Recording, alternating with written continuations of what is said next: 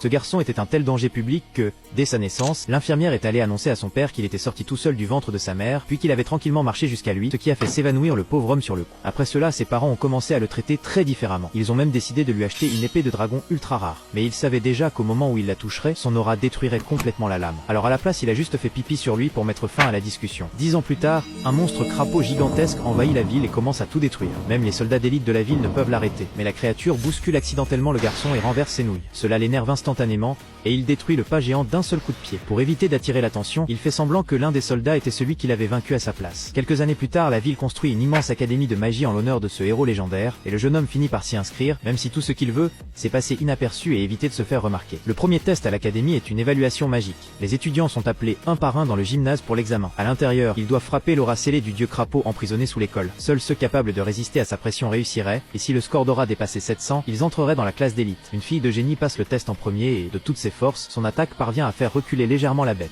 Son score d'aura atteint 2019 points. Pendant que les étudiants l'attaquaient, le monstre absorbait secrètement des fragments de leur pouvoir pour pouvoir un jour briser le sceau et s'échapper. Et enfin, vient le tour du héros. Dès qu'il entre dans la pièce, le dieu crapaud est sous le choc total, parce qu'il le reconnaît immédiatement comme la personne qu'il avait vaincu 10 ans plus tôt. Il sait que s'il frappe réellement, son aura et son âme seraient détruites instantanément. Même en se retenant le plus possible, le coup de poing du garçon éteint tout le système de projection. Et quand l'écran se rallume, l'animal est à l'envers, tandis que le moniteur affiche un score ridicule composé entièrement de 9 infinis. Il n'avait même pas encore porté le coup. Le dieu crapaud avait simplement perdu l'envie de vivre, et s'était transformé en une forme spirituelle, juste pour survivre. Ensuite, le directeur arrive et annonce qu'il rejoindra officiellement la classe d'élite.